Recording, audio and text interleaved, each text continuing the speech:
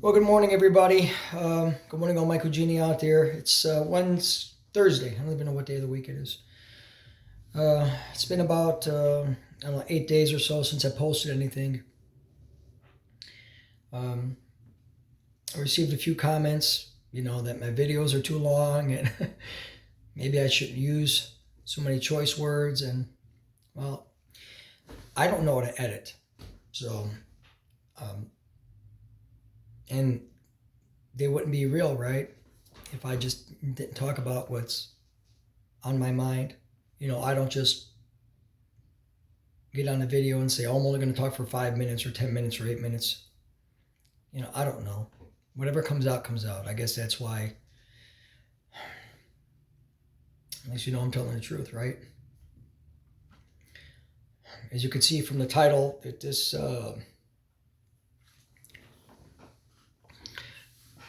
what I want to talk about is something that's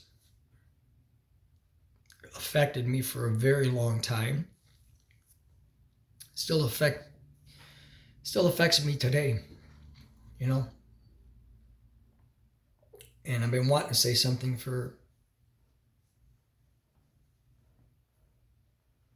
I wanted to talk to my friend, quote unquote, therapist, right? Because there's a stigma out there about therapists. So you can use any terminology you want. I like to call him my friend, my buddy. I wanted to talk to him on Monday about it.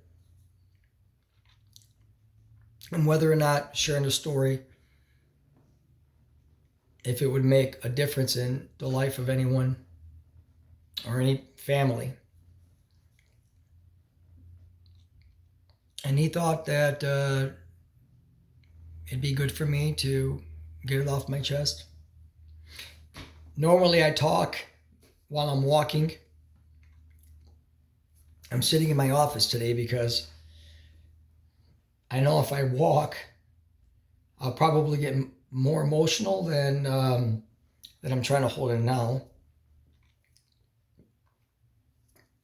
But I just want to thank you for taking time out of your day, whatever you're doing. I know people are busy, for allowing me to share this story. And hopefully something good will come out of it. And before anybody says you shouldn't be airing your dirty laundry, especially about your family, man, I've had a lot of quiet chats with my sister. And she was a beautiful person. And I know that she would want me to share her story, especially if it meant saving someone's life. So,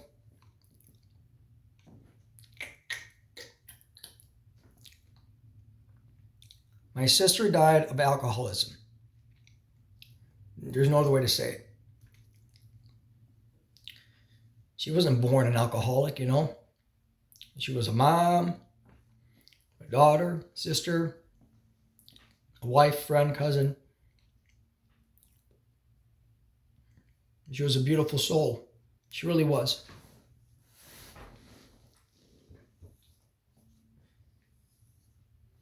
She lost everything. And I mean everything. It destroyed her mentally, physically. She lost her family, friends, cousins. I mean, who wants to be around an alcoholic, right? I mean, it's the truth.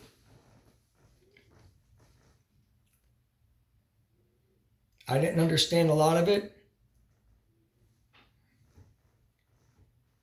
but I kind of do now.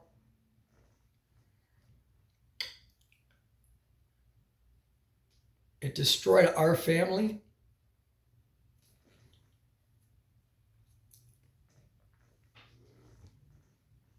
It compromised my mom, my dad's, myself, our relationship with my ex-brother-in-law, my niece, my nephew. Brought a lot of shame, figure. You know, my mom would always say, que bella figura, que bella figura. It isolated so many of us. And it really wasn't her fault. I mean, addiction sucks. Not only for the person who is going through it, but those of us who care. Sometimes it's worse, right? Because when they're drunk or they're high or whatever addiction that they're on, you know, they're not there for the 8 or 10 hours or 12 hours, however long that high is. But we're watching them. And I've got so many memories, shitty, bad memories of that. There's a lot of things I could have did differently. Looking back. But I didn't know how to help her.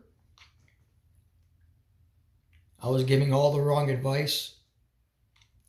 You know, I thought, you know, you gotta be tough love. You gotta toughen it up, you know. Fuck him, you're getting a divorce, who cares? You know, he's an ass. You know,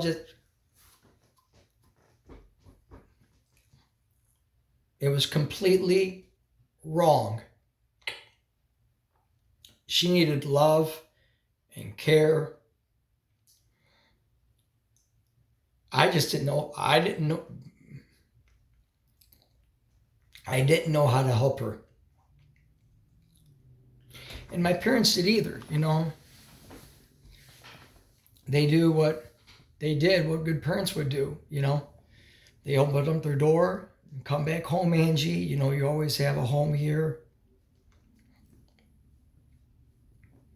I remember I got a call one day, and I wasn't really close to my brother-in-law. And I don't know how long this video is going to be for, so please don't give me shit, because I don't know how long I'm going to be able to talk. It might be longer than the last ones, I don't know.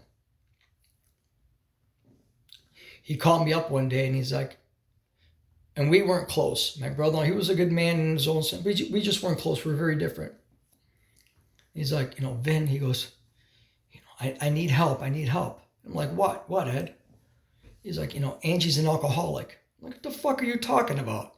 You know, because nobody wants to hear that. First of all, I didn't believe it because I'd never seen her drink like that. I mean, Angie was 125 pounds.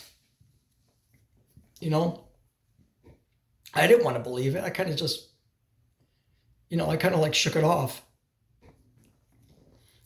A lot of things developed over the years.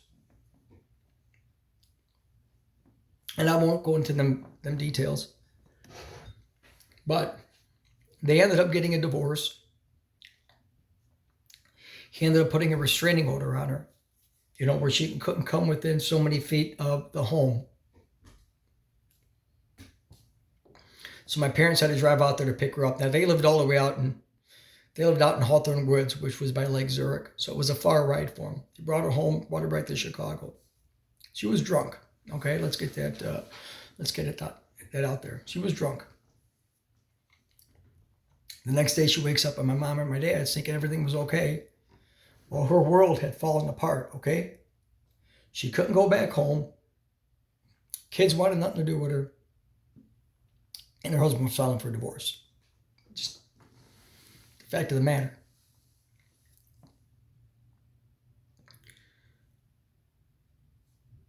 I can't even imagine what she was going through, you know, to just have her world completely taken away. She still didn't understand that, well, the severity of her disease, I guess you could say. She didn't understand that at that point. I guess nobody does, right? Until shit hits the fan. So,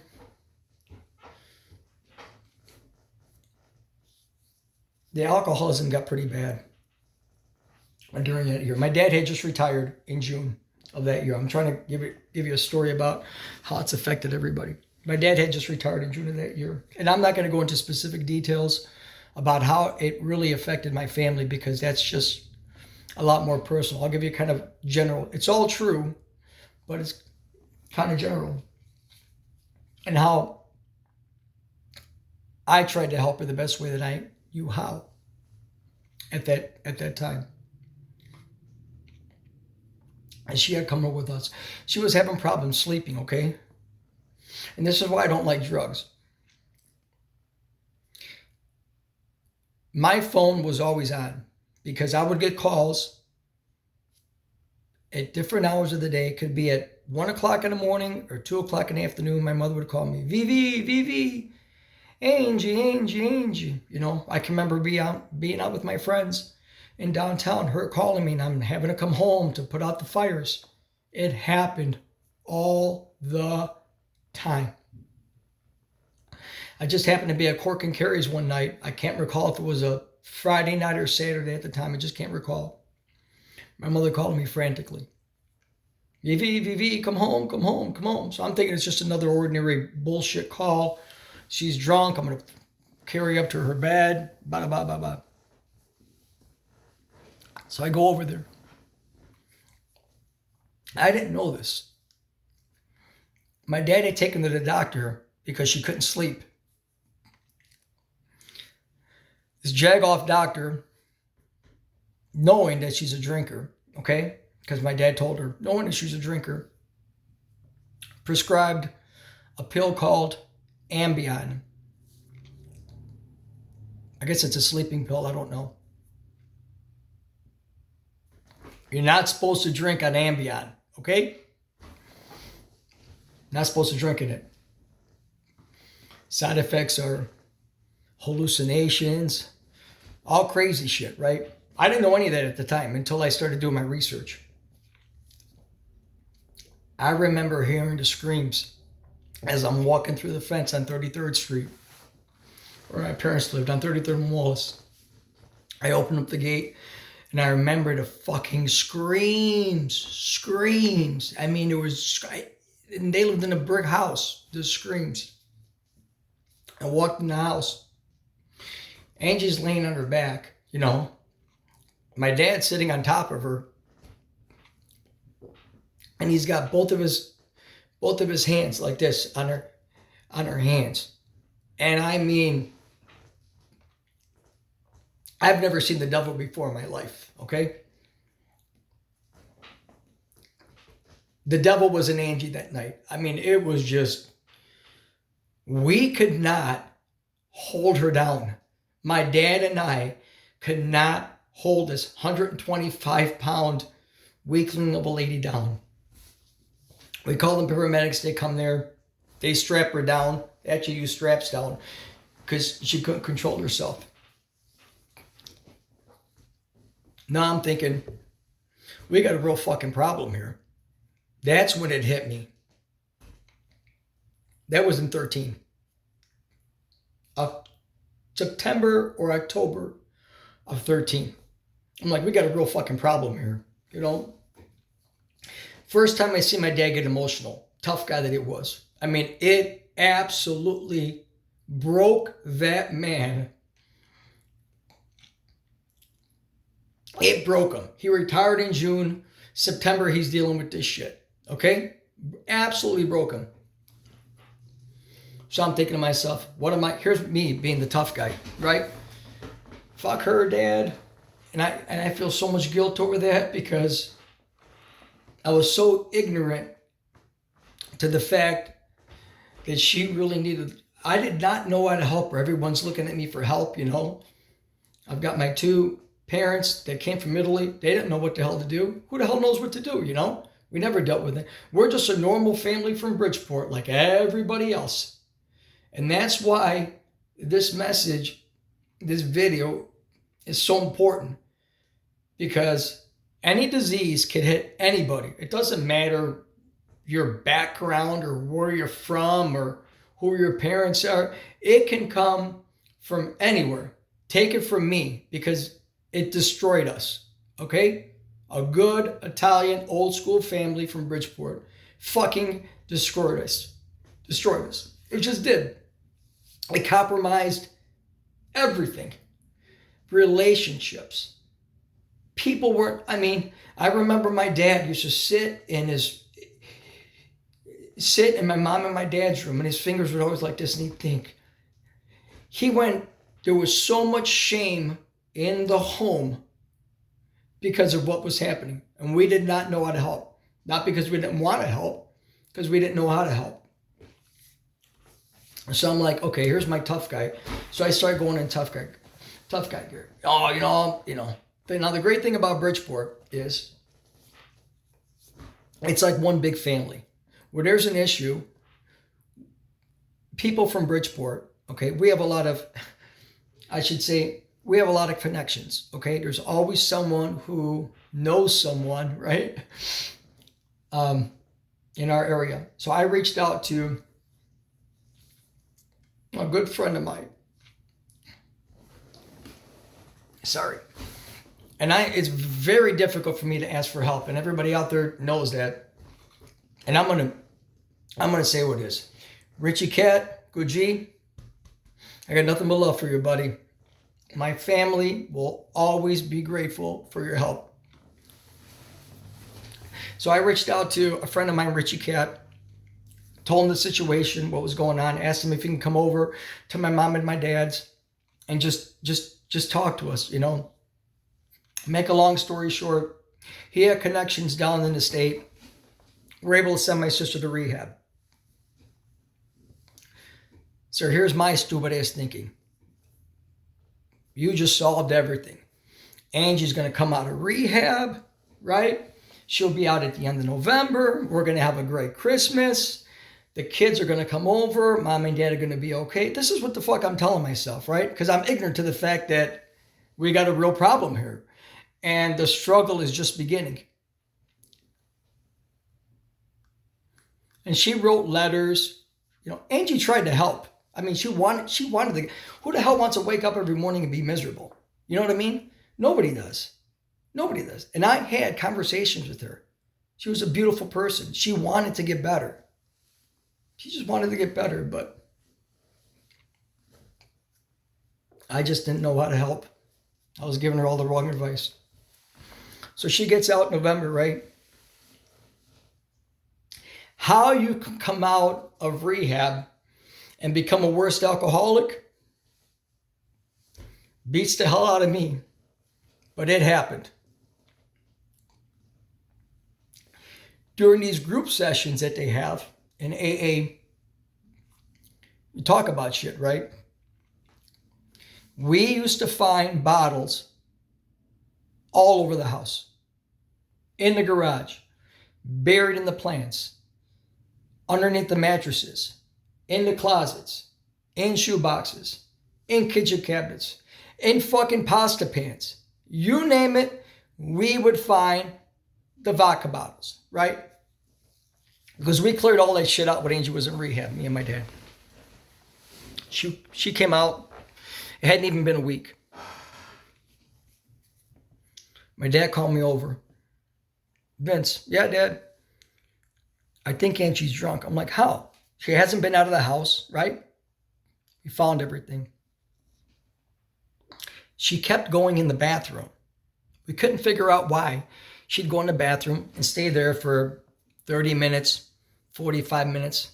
We know she wasn't doing any business in there. Me and my dad went to the bathroom. She was hiding the vodka in fucking spray bottles. You believe this shit? In fucking spray bottles. I know for a fact she wasn't doing that before rehab. She learned how to be a better alcoholic there, and what I like to call a functioning alcoholic. You can actually have conversations with her even though she was drunk.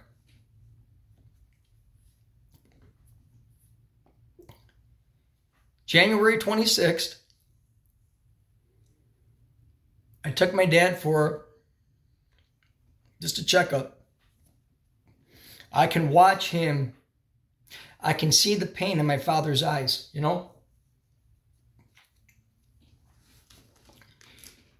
That's the day he was diagnosed with stage 3 lung cancer. January 26, 2014. Father was not a smoker. I found out later in life, that stress is a huge factor in causing cancer.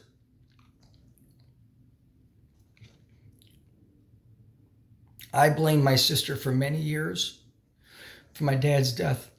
My dad died 6 months later to the day.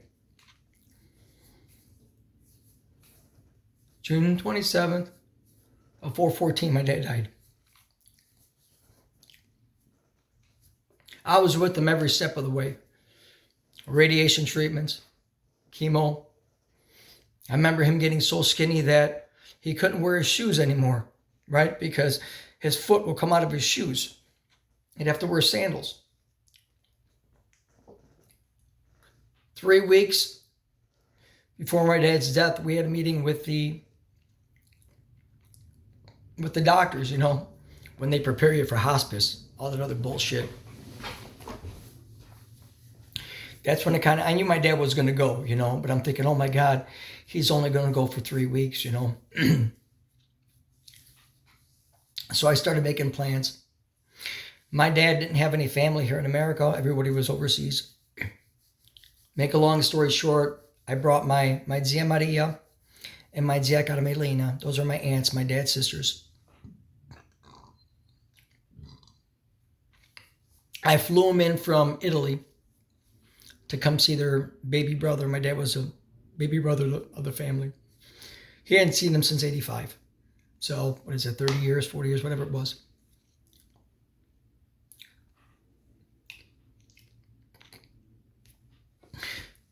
I remember them coming in. I said, okay, I'm going to go pick them up at the airport and brought them back to my mom's house. I said, I'm going to go stay with Dad. I'll meet you guys at the hospital. And my dad had not talked for a while, okay? He couldn't talk very much. And so I'm like, Dad, I got a surprise for you, And my mom, my sister, and my 2 aunts walked into St. Joseph. My dad was at St. Joseph Hospital off of Lakeshore Drive. And I see my dad's face, he cracked a smile. That was when he seen my aunts, he cracked a smile. And then my sister went and sat down in the chair, right? And she kept drinking her water bottle, right? Then she went and gave my dad a hug. My dad was laying on his bed. And then I went over to my dad. And he looked at me. And he hadn't said any words. It probably was a week that he had not said anything, And he looked at me and he's like, there's no hope. Fuck.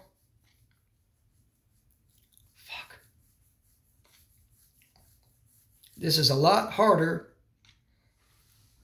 than what I thought it was going to be. Let me tell you that. A lot harder. But it feels good getting it out.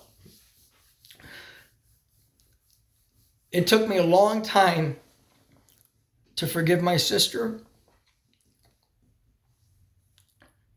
because those were the last words my dad ever said to me, And that was the last impression that he got of his daughter before he left.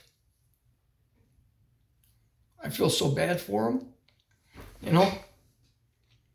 He died a broken man, my father.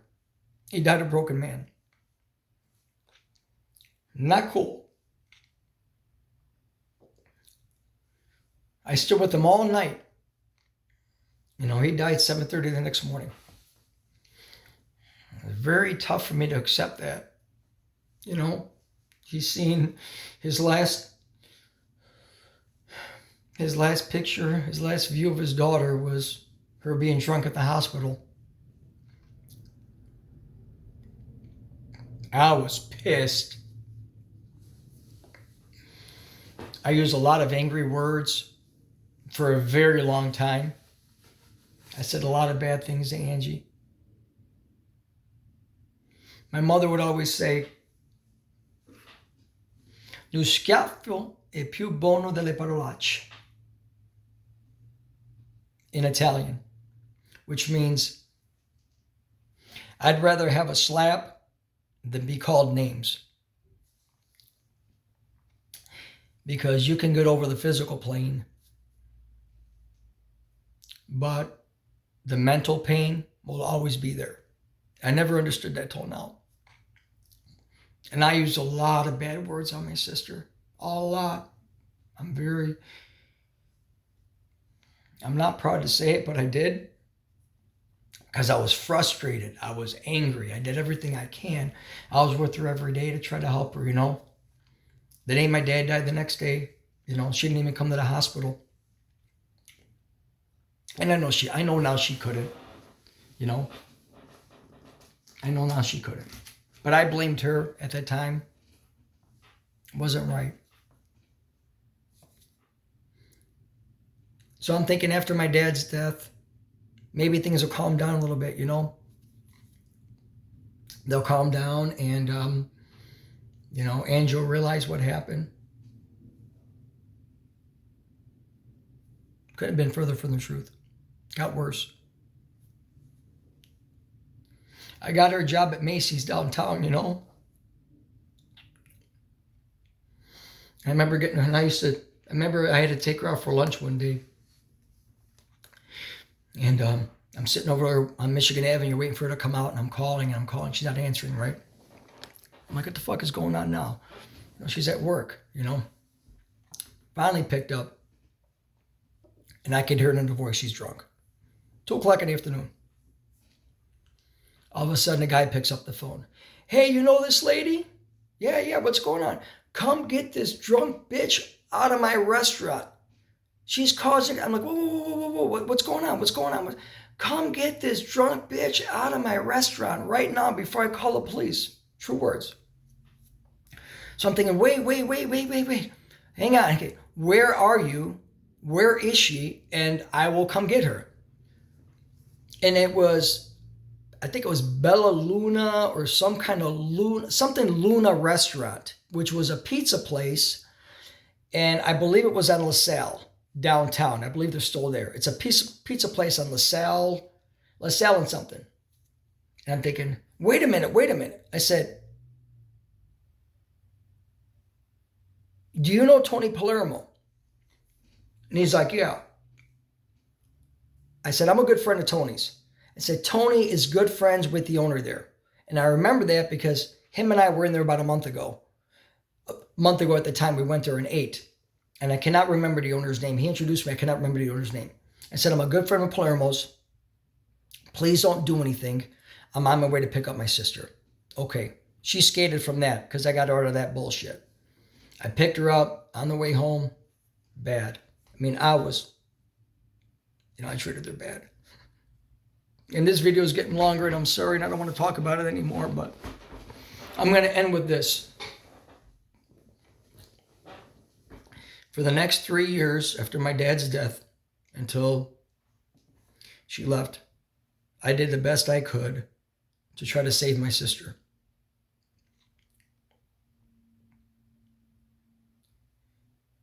During that time, it affected my marriage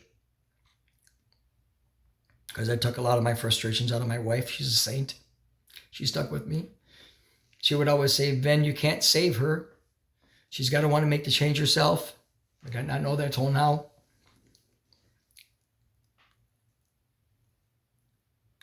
I remember the last day I see my sister alive. We were at home with Stavi. She came to 33rd Street, gave us a big hug. She's like, I'll be back. I'll be back next week. I'm like, where you going, Ange? I'm going to go back. My parents had bought her a condo in Palatine. She goes, I'm going to go stay a week, clean up the apartment, come back. She was in her good mood. And I'm like, no, Ange, you're doing good. You're doing good.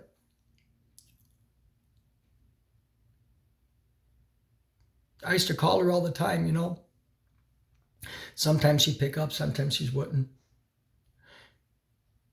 So November 2nd, and I remember this day as clear.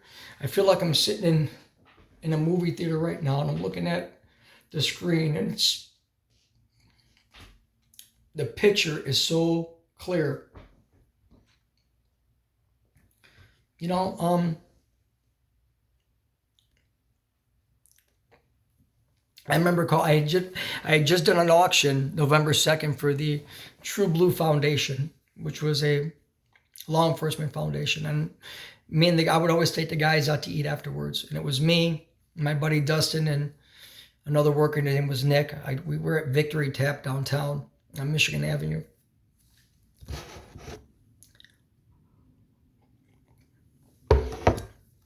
And I kept calling her, And Dustin's like, who are you calling? I'm like, my fucking sister, She's fucking drunk again. What a pain in the ass. Just derogatory remarks. I was saying it, okay? I admit it. I was an asshole. And I got a lot of regret because of it. Not that I didn't want to help. I just did not know how to help. You ever heard that song by Cher? And I'm not a big Cher fan, even though she's a paisan, If I can turn back time, goddamn, I would do a lot of things different. I really would. But I can't do that now. She's gone, All I can do is share her story and hope it resonates with someone, and I hope it saves someone's life, So I was saying all these bad things about her. She wasn't answering. Now it's Saturday, My mom's calling me. BV, did you get a hold of Angie? No, Ma, she's probably drunk. Fuck her. I'm using bad words right now because that's what I was saying. I'm embarrassed, but it's the truth. Tried to call her all day Saturday. No answer. Now I'm getting worried. Sunday morning comes. November 4th, 2018. It's a shitty day outside. I mean shitty. It's raining out. It's cold. I'm sitting having a cup of coffee with my mom at her house on 33rd. I'm like, Ma, let me call and do a well-being check. So I call the Palatine Police Department about doing a well-being check. They're like, can someone meet us at the residence? I'm like, who the fuck am I going to call, right? I called my ex-brother-in-law. Now, they were divorced at this time, 3-4 years. I've had no contact with this man at all during that time. He picked up the phone. I said, Dad, I really need a favor. Can you meet the police department by Angie's condo? They want to do a well-being check on her. We haven't been able to get a hold of her for a couple of days, He's like, okay. Now, they didn't like each other at that point. They had not spoken or anything. I got a lot of respect for him because he went there. I didn't at the time, okay? I thought it was an asshole for turning his back on my sister and all that shit. But now as a dad, I know that he was just trying to protect his kids because I wouldn't want my children around an alcoholic either. No bueno. Not cool. I understand that now. As you heal from your trauma, you understand other people's point of view. And I understand Angie's too, and I'm going to get to that in a second. They met him at Angie's condo. They had to use the jaws of life, to pry open the door. He called me back 5 minutes later. And the first words I told him, I said, is she gone? He's like, I'm sorry, Vince, she's gone. So she had died. Okay.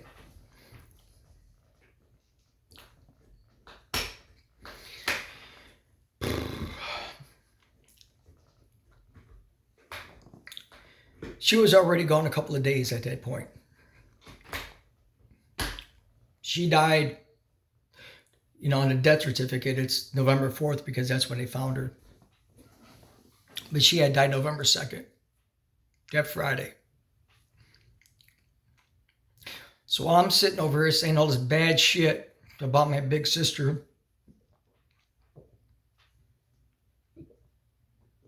she's gone on her couch. It took me a long time to deal with that. A long time. She drank herself to death. I mean, that's as plain as I can put it. The police officers, my wife's in law enforcement, they do their investigations. I'm not proud, there was vodka bottles all over. She had the furnace on 85, okay? Just paint a picture, 85, the heat's blowing. You're dead 2 days.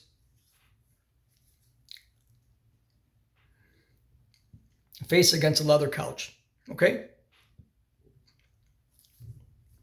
You know how fast the human body decomposes. Let's just put it like that. When I told my mom, now my mom was just, 4'10", tough, old school, Italian woman, right? No emotion, just tough. Man,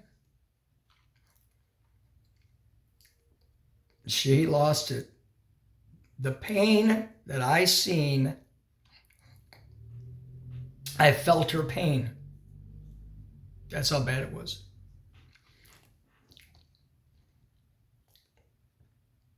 And she, I didn't understand it. And for anybody who's lost a child out there, man, I feel your pain. I am so very sorry. We're not supposed to bury our children, right? My mom was 78 years old when Angie died.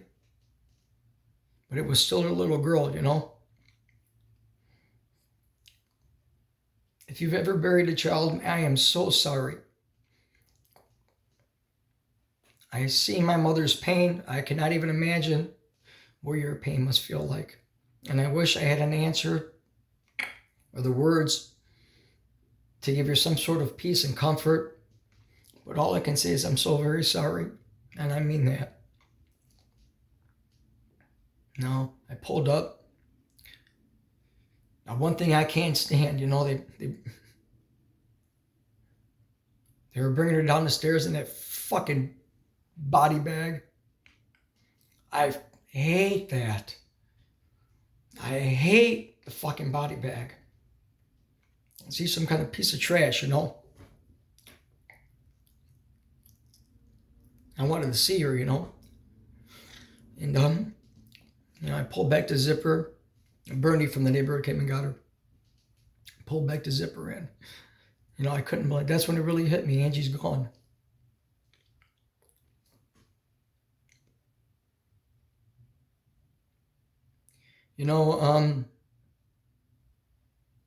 We couldn't even have an open casket for her.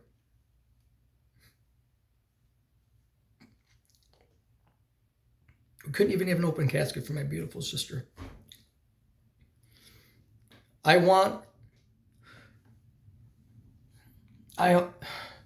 The purpose of this video, I want everybody to know that my sister was a beautiful soul. I know the way people talk. I wanted them to know another side of her. I had many conversations with her. She didn't want to be that way. She wanted help. She was a loving, beautiful soul.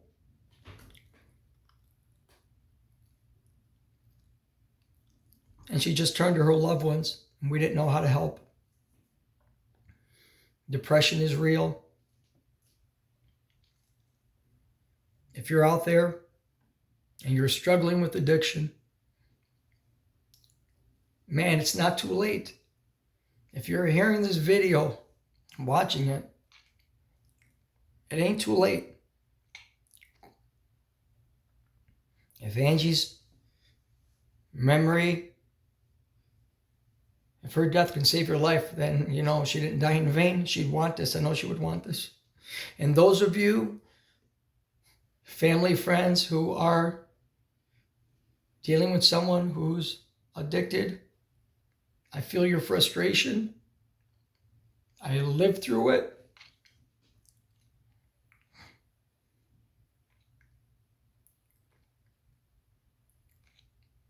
Sorry. I feel your guilt. It's not your fault. You know, I know things are easier said than done, but we really do need to be more patient and more understanding. As hard as that is, I'm the worst example of what to say and do, but I know now.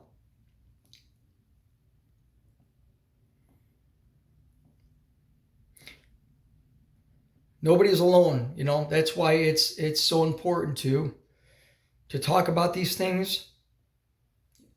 We don't need to be embarrassed about them. We don't need to feel shame about it. It's a real fucking problem, and it's more rampant now than it's ever been. You know, with COVID and everything else and all the other bullshit in this world. I don't want this video to be a downer. And I'm not looking for fucking sympathy. I want to put that out there. This is about my sister's memory, how her depression, her addiction, how it ruined her life, how she died, you know, how it affected my dad, my mom, myself, cousins, friends, everybody she ever loved. You know, it's like a spider web, man. It shoots out and it just takes people piece by piece.